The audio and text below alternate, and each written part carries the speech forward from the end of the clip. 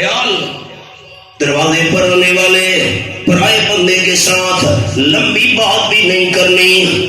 ایسا نہ ہو کہ محلے والوں کو شک پڑ جائے یہ پرایا بندہ اتنی دیر سے کیوں اس دروازے پر کھڑا ہے. ہم شریعت کے ان قوانین پر عمل کرتے تو ہمارا ماحول پاک نہ رہتا. اب خلاصہ، اونچی آواز سے عورت قرآن پاک نہیں پڑھ سکتی، اونچی آواز سے لبیک نہیں کہہ سکتی، اونچی آواز سے اللہ اکبر نہیں کہہ سکتی، آسان عورت نہیں دے سکتی. دروازے پر آنے والے غیر محرم بندے کے ساتھ نرم لہجے میں بات نہیں کر سکتی. اپنے گھر کے اندر چلتے ہوئے زور کے ساتھ زمین پہ پاؤں نہیں رکھ سکتی تاکہ زیور کی آواز گھر سے باہر کوئی نہ سن لے.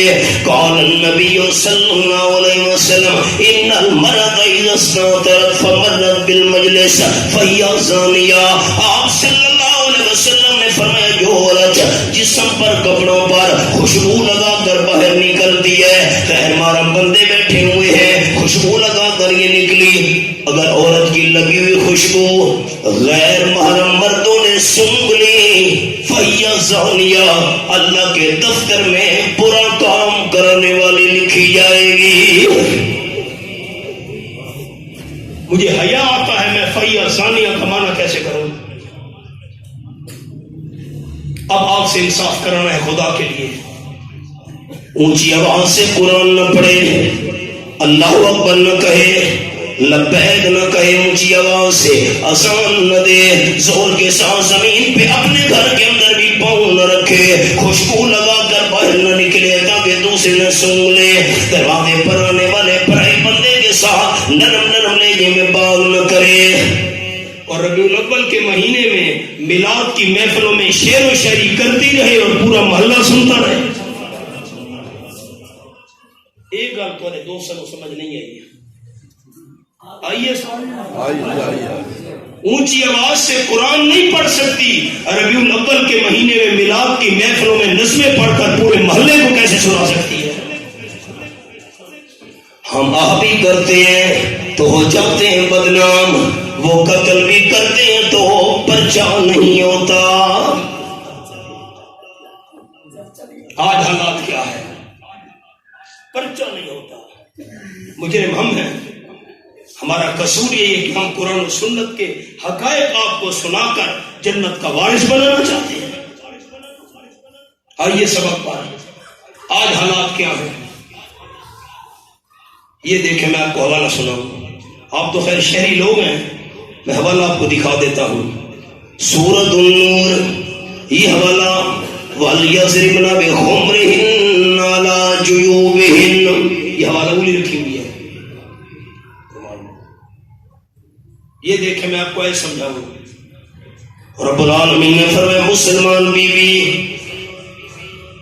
وَلْيَضْرِبْنَ بِخُمُرِهِنَّ عَلَىٰ جُيُوبِهِنَّ اپنے گھر کے اندر، مسئلہ سمجھنا میرے بھائیوں، باہر کی بات نہیں کر رہا. اپنے گھر کے اندر والد ہے، بھائی ہے، بیٹا ہے، خامد ہے، اپنے گھر کے اندر اپنی چار دیواری کے اندر وَلْيَضْرِبْنَ بِخُمُرِهِنَّ عَلَىٰ جُيُوبِهِنَّ اپنی بڑی چادر کے ساتھ، بڑے دوپٹے کے ساتھ سینے کو ڈھانپ کے رکھ. اپنے گھر میں جہاں محرم بندے ہیں، بیٹا ہے، بھائی ہے، خامد ہے، باپ ہے، ان کے سامنے وَلْيَضْرِبْنَ بِخُمُرِهِنَّ عَلَىٰ جُيُوبِهِنَّ. ہمارے ملک کا حال یہ ہے، گریبان ڈھانپنا تو درکنار، سر سے دوپٹے اتر گئے، جسم سے برقعے اتر گئے.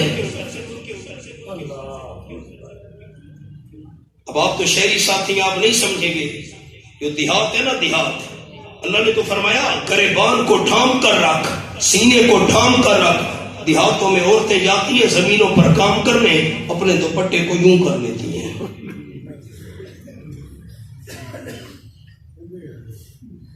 اور شہروں میں کیا حالات ہیں؟ ہائے سر پر دوپٹہ نہیں ہے، سینہ نظر آ رہا ہے. یہ ہماری عزت اور غیرت کا حال ہے. تو سر ناراض ہو گئے. قرآن کا حوالہ دکھایا میں نے آپ کو، اور قربان جاؤں آمنہ کے لال کے انداز پر. آپ صلی اللہ علیہ وسلم نے فرمایا میرے صحابی دیکھنا میری طرف، یہ میری چادر ہے، سامنے 200 قیدی موجود ہے مدینہ طیبہ کے اندر، ان قیدیوں کے اندر نوجوان لڑکی ہے جس کے سر پہ دوپٹہ نہیں ہے۔ صحابہ کرام گئے قبیلہ بنی طے کے بت کو گرانے کے لیے، انہوں نے مزاحمت کی، 200 قیدی گرفتار کر کے مدینہ طیبہ لے آئے۔ رحمت للعالمین صلی اللہ علیہ وسلم نے فرمایا میرے صحابی ان قیدیوں میں نوجوان لڑکی ہے جس کے سر پہ دوپٹہ نہیں ہے، میں آمنہ کے لال صلی اللہ علیہ وسلم کی چادر کے ساتھ اس کے سر کو ڈھانپ دے۔ صحابی تڑپ اٹھا، ہازاری داؤ کا طیب وَإِنَّهَا لَمُشْرِكَةٌ، حضرت وہ تو شرک کرنے والی لڑکی ہے، آپ اپنی پاک چادر دے رہے ہیں۔ آپ صلی اللہ علیہ وسلم نے فرمایا جلدی سے میری چادر کے ساتھ اس کے سر کو ڈھانپ دے۔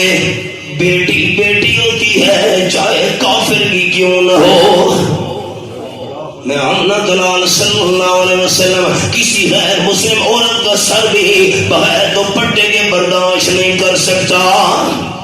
آج حالات کیا ہے، جسم سے برقعے اتر گئے، سر سے دوپٹے اتر گئے، اور مسئلہ سن لے میری مائیں اور بہنیں۔ قال النبی صلی اللہ علیہ وسلم رب قاسیات عاریات مائلات میلات، آپ صلی اللہ علیہ وسلم نے فرمایا ایک وقت آئے گا بے شمار عورتیں کپڑے پہن کر بھی بے لباس ہوں گی۔ کیا مطلب؟ اتنے تنگ کپڑے پہنے گی پورے جسم کے اعضاء نظر آئیں گے۔ نمبر 2، اتنے باریک کپڑے پہنے گی پورا جسم اس میں سے نظر آئے گا۔ ایمان کے ساتھ بتاؤ سارے بھائی، آج وہ وقت آ گیا ہے کہ نہیں آ گیا؟ اور یہ کوئی معمولی گناہ ہے؟ قال النبی صلی اللہ علیہ وسلم لا یجدن ریحها وان ریحها لا یوجد من مسیرۃ کذا وکذا۔ آپ صلی اللہ علیہ وسلم نے فرمایا تنگ کپڑے پہننے والی، بھاری کپڑے پہن کر بے لباس نظر آنے والی عورتیں 500 سال کے سفر سے آنے والی جنت کی خوشبو سے بھی محروم رہے گی۔ ہمارا کوئی قصور نہیں، ہماری کوئی غلطی نہیں، ہم باریک کپڑے خود خرید کر گھر میں دیتے ہیں کہ یہ پہن، ہم فرشتے، ہماری کوئی غلطی نہیں۔ میری ماں اور بہن سن لے، عورت کے جسم پر کپڑے باریک ہیں، جسم نظر آ رہا ہے، نماز پڑھے نماز نہیں ہوگی، سر پہ دوپٹہ باریک ہے، سر کے بال نظر آ رہے ہیں، نماز پڑھے نماز نہیں ہوگی، عورت نے ناخن پالش لگائی ہوئی ہے، وضو کرے وضو نہیں ہوگا، ناخن پالش لگی ہوئی ہے، غسل کرے غسل نہیں ہوگا، ناخن پالش لگانے والی عورت کا جسم ناپاک ہے، قرآن کو ہاتھ نہیں لگا سکتی، قرآن پاک کی تلاوت نہیں کر سکتی، نماز ادا نہیں کر سکتی، ناخن پالش لگی ہوئی ہے، موت آ گئی، اس کو غسل دیا گیا، جسم پاک نہیں ہوا، اس کا جنازہ پڑھنا بھی جائز نہیں ہے۔ بغیر جنازے کے اس کو دفن کرو، اس کا جسم ناپاک ہے، ناپاک جسم کا جنازہ پڑھنے کی اجازت نہیں ہے۔ ہم مجرم نہیں ہیں کہ ہم ناخن پالش بازار سے خرید کر گھر میں دیتے ہیں کہ یہ لگا تاکہ ناخن خوبصورت نظر آئے۔ خدا کے لیے رحم کیجیے، میں بھی آپ سب بھی اپنے گھر والوں پر۔ میرے دوستوں، عورت کے لیے مسئلہ یہ ہاتھوں پر مہندی لگائے، ناخنوں پر مہندی لگائے، پاؤں پر مہندی لگائے، لیکن یہ ذہن میں رکھیے گا یہ عورت کے لیے مہندی لگانے کا مسئلہ ہے، مرد کے لیے نہیں۔ شادی ہوئی دولہا نے مہندی لگائی ہوئی ہے، واہ بھائی واہ۔ مسئلہ سن لے سارے دوست، ڈاکٹر نے کہا، حکیم نے کہا ہاتھوں کو تکلیف ہے، پاؤں کو تکلیف ہے، بغیر مہندی لگانے کے علاج ممکن نہیں ہے، تو بطور علاج مرد مہندی لگا سکتا ہے، اور اگر خوبصورتی کے لیے مرد مہندی لگانا چاہے ہاتھوں پر یا خوبصورتی کے لگائے پاؤں پر، آمنہ کے لال نے ایسے مرد پر لعنت کی۔ آگے چلو، شریعت کا مسئلہ یہ ہے، شک والی جگہ سے بچنا چاہیے۔ ہمارا حال کیا ہے؟ رمضان المبارک کا مہینہ، آپ صلی اللہ علیہ وسلم اعتکاف کی حالت میں مسجد نبوی شریف کے اندر موجود ہیں. آدھی رات کا وقت ہے. آپ صلی اللہ علیہ وسلم کی گھر والی بی بی صفیہ رضی اللہ تعالیٰ عنہ مسجد میں آ گئی. آپ صلی اللہ علیہ وسلم سے بات کرنے لگی. جب واپس جانے لگی، رحمت کائنات صلی اللہ علیہ وسلم بھی ساتھ چل پڑے. اب مسجد کے صحن میں دونوں کھڑے ہیں، بات ہو رہی ہے. دیکھنا میری طرف، ساتھ راستہ تھا، دو صحابی جا رہے تھے. انہوں نے دیکھا آمنہ کے لال صلی اللہ علیہ وسلم مسجد نبی کے صحن میں آدھی رات کے وقت کسی عورت سے باتیں کر رہے ہیں. تو انہوں نے چہرہ پھیر لیا، تیز سے قدموں سے جانے لگے. قال النبی صلی اللہ علیہ وسلم علی رسلکما، آپ نے فرمایا دونوں ٹھہر جاؤ، آگے نہیں جانا، کھڑے ہو جاؤ یہاں پر. دونوں کھڑے ہو گئے. حضور صلی اللہ علیہ وسلم نے فرمایا جس عورت سے میں مسجد میں باتیں کر رہا ہوں آدھی رات کے وقت میری اپنی بیوی ہے.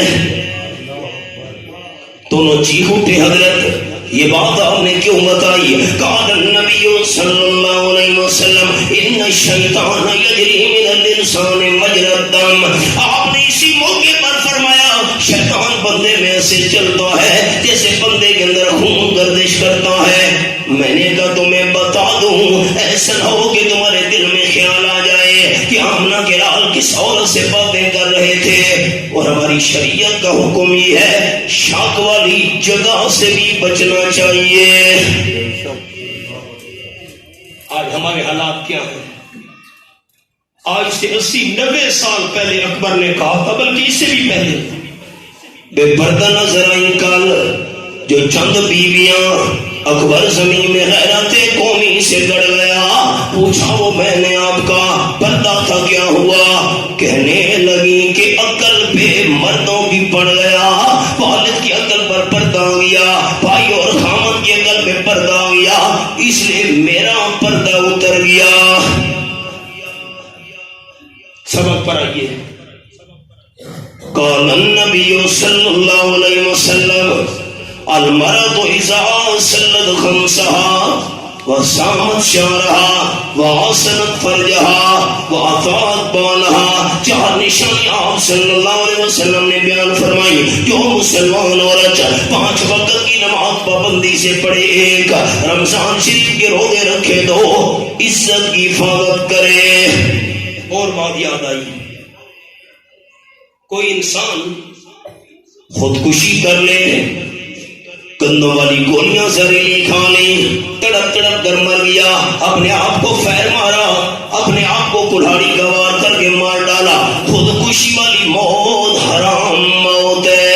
اگر عورت اپنی عزت بچانے کے لیے کنویں میں چھلانگ لگا دے، عورت عزت بچانے کے لیے ڈاکو آ گئے، سارے عزت لوٹنا چاہتے ہیں، اپنے آپ کو فیر مار کر اپنے وجود کا خاتمہ کر لے، اس کی موت حرام موت نہیں لکھی جائے گی، شہادت کی موت لکھی جائے گی. سب سے قیمتی زیور ہے عورت کے لیے عزت.